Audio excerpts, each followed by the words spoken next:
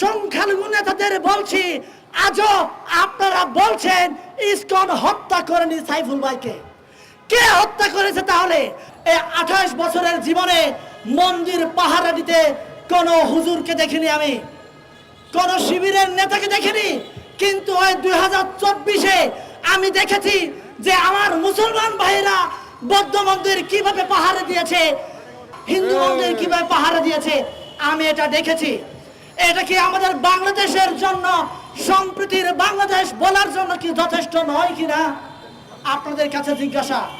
আমি একজন সংখ্যালঘু, ফ্যাসিস্ট হাসিনার দেওয়া উপজাতি আমি, কিন্তু আমি উপজাতি নয়, আমি বাংলাদেশি।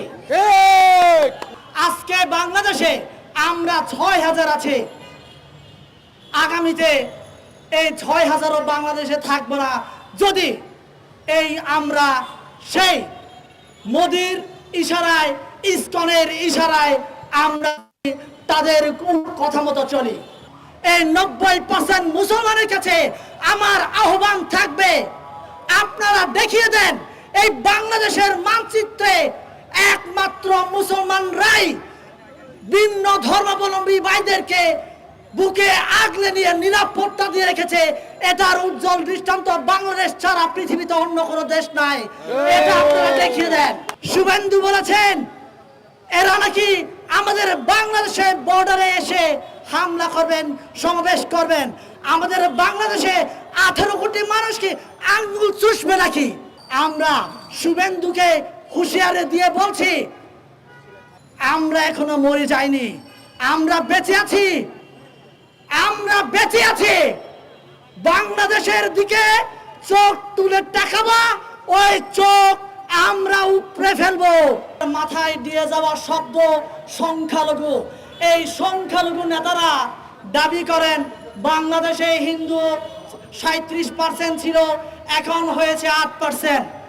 বৌদ্ধ এত পার্সেন্ট ছিল, এত পার্সেন্ট, বা আমার পাহাড়ে এত পার্সেন্ট ছিল, এত পার্সেন্ট কমে গেছে। আমি সাবধান করতে চাচ্ছি, এই সংখ্যালঘু নেতাদের কথা যদি আপনারা শুনেন, আমার সংখ্যালঘু ভাইদেরকে আমি বলছি, আপনারা যদি তাদের উস্কানিতে পা দেন, তাহলে এখন তো 8% আছি, আগামীতে এটা শূন্যর কোথায় নেমে আসবে। শূন্যের কোথায় নামিয়ে আনার জন্য ভারত আমাদেরকে ব্যবহার করছে। হয়তোবা আপনারা অনেকে বলবেন ভারতের এখানে হাত কি, ভারত কিভাবে এখানে কাজ করছে, আপনাদের মনে প্রশ্ন জাগতে পারে। আমি একজন সংখ্যালঘু, ফ্যাসিস্ট হাসিনার দেওয়া উপজাতি আমি, কিন্তু আমি উপজাতি নয়, আমি বাংলাদেশি। আজকে আমাকে উপজাতি বললে আপনারা চিনেন, কিন্তু আমি যখন চাক বলি আপনারা আমাকে চিনেন না। আজকে বাংলাদেশে আমরা 6000 আছে, আগামীতে এই 6000ও বাংলাদেশে থাকবো না যদি এই আমরা সেই মোদির ইশারায়, ইসকনের ইশারায় আমরা তাদের কথা মতো চলি। আমি সাবধান করতে যাচ্ছি, আহ্বান করতে যাচ্ছি, এই বাংলাদেশে যা হিন্দু আছে, বৌদ্ধ আছে, খ্রিস্টান আছে, এই ধর্মের যারা আছে সাধারণ ভাইদেরকে আমি আহ্বান জানাতে চাই, আপনারা ফাঁদে পা দিবেন না। আমরা যদি ফাঁদে পা দেই তাহলে বাংলাদেশ থেকে আমরা নিশ্চিহ্ন হয়ে যাব। আপনারা দেখেছেন কিনা এই 2024-এর বিপ্লবের সরকারের সময় আমার জন্ম হয়েছে আজকে 28 বছর। এই 28 বছরের জীবনে মন্দির পাহারা দিতে কোন হুজুরকে দেখিনি, আমি কোন শিবিরের নেতাকে দেখিনি।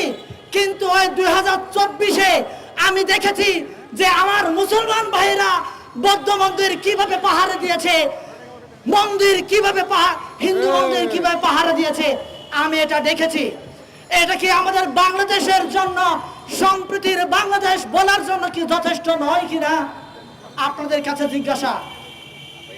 তারপরও ভারতের মিডিয়া আমাদের বাংলাদেশকে নিয়ে নানা প্রপাগান্ডা ছড়িয়ে বেড়াচ্ছে। বাংলাদেশ নাকি অসাম্প্রদায়িক, বাংলাদেশে ফ্যাসিস্ট হাসিনা না থাকলে নাকি সংখ্যালঘু হিন্দু বৌদ্ধ খ্রিস্টান ভাইয়েরা তাদের অস্তিত্ব বাংলাদেশে থাকবে না।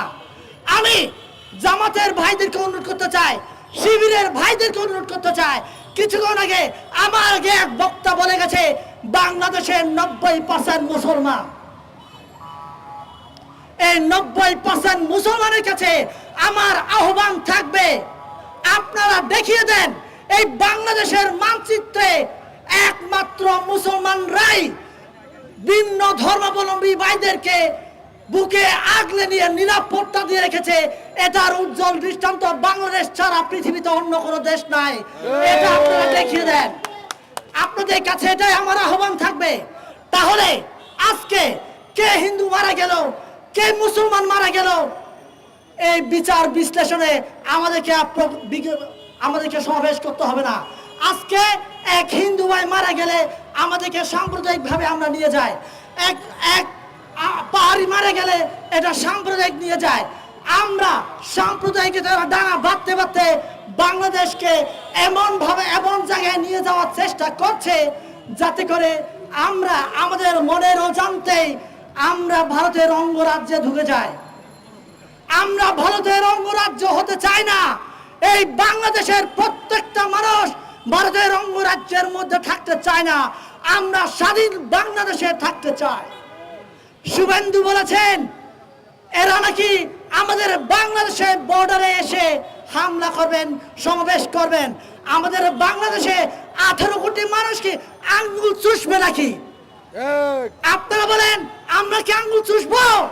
আপনাদেরকে আমরা দেখে দেব।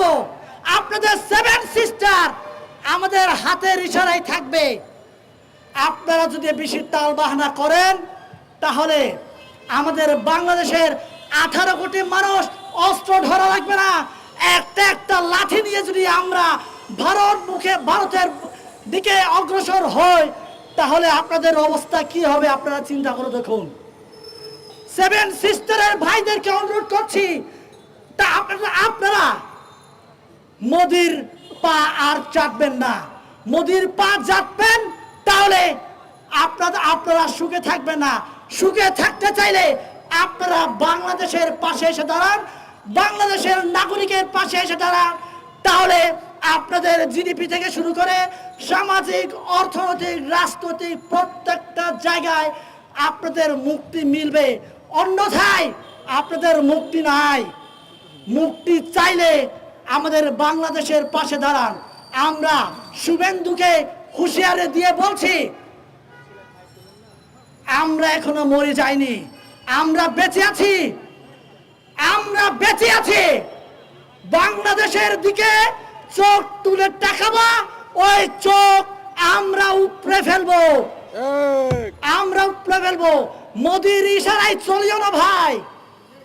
আমার বাংলাদেশে সংখ্যালঘু নেতাদের বলছি, আজও আপনারা বলছেন ইসকন হত্যা করেনি সাইফুল ভাইকে। কে হত্যা করেছে? তাহলে আমার বাংলাদেশে মিডিয়া ভাইরাও বলছে, অনেক মিডিয়াতে আমি দেখতে পাচ্ছি সাইফুল ইসলাম ভাইকে নাকি ইসকন হত্যা করেনি। কে হত্যা করেছে? তাহলে আপনারা বলেন কে হত্যা করেছে? স্পষ্টভাবে আপনারা মিডিয়ায় বলবেন, লেখালেখি করবেন, সাইফুল ইসলামকে হত্যা করেছে ভারতের মোদির ইশারায় ইসকন হত্যা করেছে। এটা আপনারা স্পষ্টভাবে লিখবেন, কোন টাল বাহানা করে কোন হেডিং দিয়ে আপনারা লেখালেখি করবেন না। আপনাদের কাছে অনুরোধ থাকবে এটাই। ধন্যবাদ।